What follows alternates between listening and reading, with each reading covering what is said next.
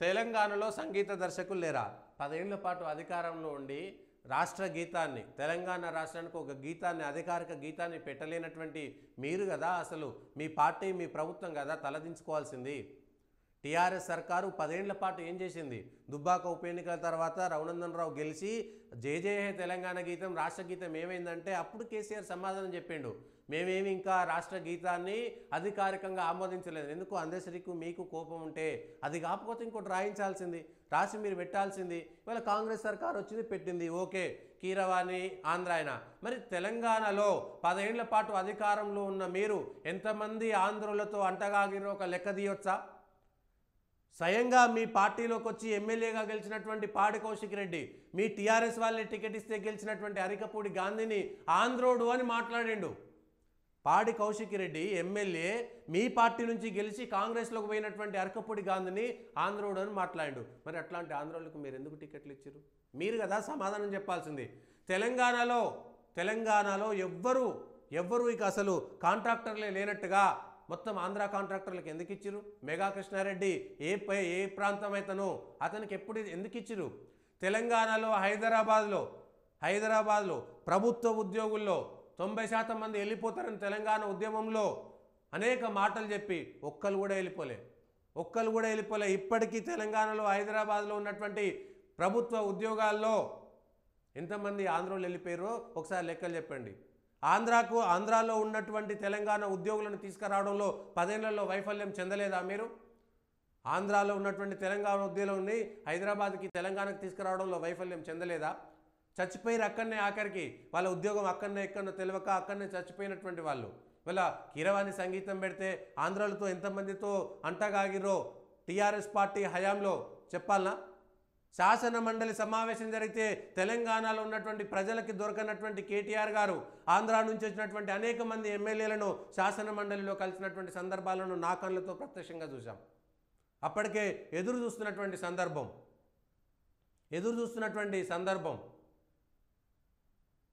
ఏం పొడిచిరని మీరు పవన్ కళ్యాణ్ని, జగన్ని ప్రజాభవన్కి తీసుకొచ్చుకున్నారు? ప్రజాభవన్కి ఎందుకు తీసుకొచ్చుకున్నారు? ఏం జరిగిందని? మీరెందుకు రోజా ఇంటికి పోయి రొయ్యల కూర తినొచ్చారు? అంటే మీరు చేస్తే ఒకటి, అవతల వాళ్ళు చేస్తే ఇంకొకటి. జిహెచ్ఎంసీ ఎన్నికల కోసం హైదరాబాద్లో ఉన్నటువంటి ఆంధ్రోళ్ళకి కాళ్ళకు ముళ్ళు గుచ్చితే పంటితో తీస్తామన్నది ఇదే కేసీఆర్ కాదా? తెలంగాణ కోసమే మా పార్టీ పుట్టిందని చెప్పి బీఆర్ఎస్ పెట్టి ఆంధ్రాలో బీఆర్ఎస్ ఎందుకు పెట్టిరు? మీరు తోట చంద్రశేఖర్ని ఎందుకు మీరు అధ్యక్షుడిగా పెట్టుకున్నారు? ఆంధ్రాలో ఎందుకు మీరు ఫ్లెక్సీలు వేయించుకున్నారు? మరి తెలంగాణ కోసం మీరు పోయి ఆంధ్రాలో పార్టీ పెడితేనేమో ఏమి ఇబ్బంది లేదా? కానీ తెలంగాణలో ఆంధ్రోలు వచ్చి లేకపోతే కాంగ్రెస్ బీజేపీ ఆంధ్రాల గురించి మాట్లాడితే తప్ప, మీ పేటెంట్ హక్కా? ఇదా పద్ధతి? మీరు తెలంగాణ రాష్ట్ర సమితి అయిపోయింది, తెలంగాణ వచ్చింది, మేము ప్రపంచం అంతా పోతాం, భారతదేశం అంతా మేమే ఉంటాం, అమెరికా ఎన్నికల్లో పోటీ చేస్తాం, పాకిస్తాన్లో మేమే చేస్తాం, మాకు అజర్ మసూద్ గారు చెప్పిండు, వీళ్ళు అది సర్జికల్ స్ట్రైక్సే చేయలేదు, అంతా హాంబక్ అని చెప్పి స్వయంగా కేసీఆర్ గారే ప్రకటించారు కదా. తెలంగాణ కోసమని, తెలంగాణ కోసం, తెలంగాణ ఆత్మగౌరవం, తెలంగాణ నీళ్లు, నిధులు, ఉద్యోగాలని చెప్పి ఆంధ్రాలో మీ పార్టీని గెలిపించుకోవడం కోసం ఆంధ్రాలో ఒక మనిషినిచ్చి మియాపూర్లో భూముల కుంభకోణాన్ని రద్దు చేసి అన్ని పక్కన పెట్టేసి మీరు అక్కడ ఒక అధ్యక్షుడిని పెట్టుకొని ఆంధ్రాలో మీరు పోతే ఆంధ్రాకు సంబంధించిన నాయకులను మీ దాంట్లో చేర్పించుకుంటే తప్పులేదా? ఇంత హిపోక్రసీ ఉంటుందా? ఎన్ని ద్వంద్వ విధానాలు ఉంటాయా? ఇంత 2 నాలుకల ధోరణి ఉంటుందా రాజకీయాల్లో? మీరు చేస్తేనేమో ఇంకొకట, అవతలలు చేస్తే మాత్రం తప్ప. ఆలోచించాలి. ఒక ఆరోపణ చేసే ముందు మీరు చేసింది ఏంది? పంజాబ్ పోయి చెల్లని చెక్కులు ఇచ్చి రాలేదా? మహారాష్ట్రలో పోయి తిరిగి తెలంగాణకు సంబంధించిన కోట్ల రూపాయలు దండగా పెట్టి రాలేదా? మహారాష్ట్రలో ఏం చేసిరు? మళ్ళీ పోటీ చేసిరా? చేయకపోతే ఏమైంది? తెలంగాణ అంటే మా సొత్తు, మా కుటుంబ సొత్తు, ఇది మాది, మేము ఏది చెప్తే అది నడవాలి, అసలు మా జాగీర్ ఇది అయిపోయింది, నిజాం రాజు తర్వాత మేము రాజరికం చేస్తామనేటువంటి భ్రమల్లో ఉన్నటువంటి మిమ్మల్ని ప్రజలు కిందికి తీసుకొచ్చారు. ఇప్పటికి కూడా మీ అహంకారం, మీ అహంభావం, మాది అనేటువంటిది పోవట్లేదు. అది మీ తప్పు. కవిత గారు ఆలోచించాలి.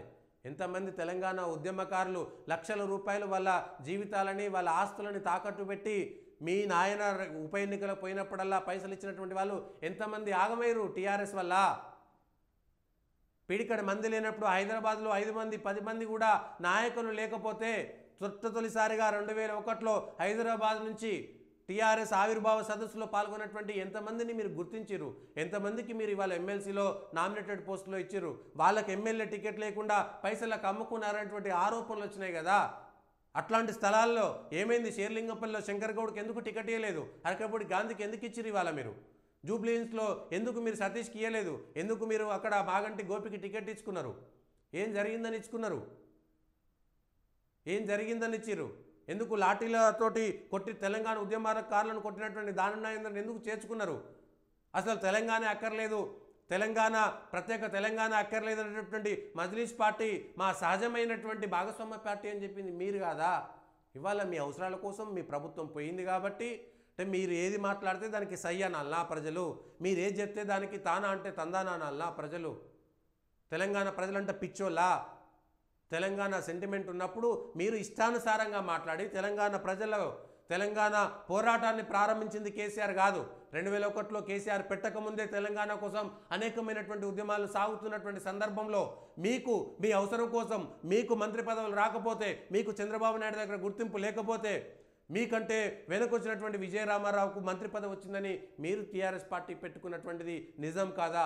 కానీ తెలంగాణ ఉద్యమం జరుగుతున్నటువంటి సందర్భంలో ఎవరు మాట్లాడలే. ప్రజలంతా ఒక తాటి మీదకి వచ్చారు. మీరెవరూ లేకముందుకే ఒక ఓటు 2 రాష్ట్రాలని బీజేపీ ప్రకటించింది, నక్సలైట్లు ప్రకటించారు, లేకపోతే గద్దర్ మాట్లాడిండు. అందరూ ఆ రోజు తెలంగాణ కోసం మాట్లాడినటువంటి సందర్భాలు ఉన్నాయి. ఏబీవీపీ రక్తంతో ఇక్కడి నుంచి అక్కడికి బాసర నుంచి శ్రీశైలం దాకా పాదయాత్ర చేసింది ప్రత్యేక తెలంగాణ కోసం. తెలంగాణ గోదావరి జలాల సాధన కోసం పాదయాత్రలు చేసినటువంటి వాళ్ళు ఉన్నారు. తెలంగాణ గొంతుకై పాడినటువంటి వాళ్ళు ఉన్నారు, ఆడినటువంటి వాళ్ళు ఉన్నారు. వాళ్ళందరినీ పక్కన పెట్టినటువంటి మీరు ఇవాళ కీరవాణి సంగీతం చెప్పిండు. కీరవాణితో కాకుండా ఆంధ్రోలతో అధికారంలో ఉన్నప్పుడు ఇంకా ఎవరితోటి మీరు మీ పార్టీ నాయకులు అక్కడ ఉన్నటువంటి తెలంగాణలో హైదరాబాద్లో వాళ్ళ ఉన్నటువంటి ఆస్తులను బెదిరించి తీసుకున్నటువంటి కొన్ని వందలు కోకళ్ళు లేవా? రుజువులన్నీ చూపెట్టకపోవచ్చు, కానీ ప్రజలకు తెలుసు ఈ విషయాలన్నీ కూడా. ఇవాళ అధికారం కోల్పోయిన తర్వాత ఇంకేదో మాట్లాడితే ఏదో చేసినట్టుగా ఎవరు ఏమిటనేటువంటి విషయం పైన మాట్లాడాల్సినటువంటి అవసరం ఉంది.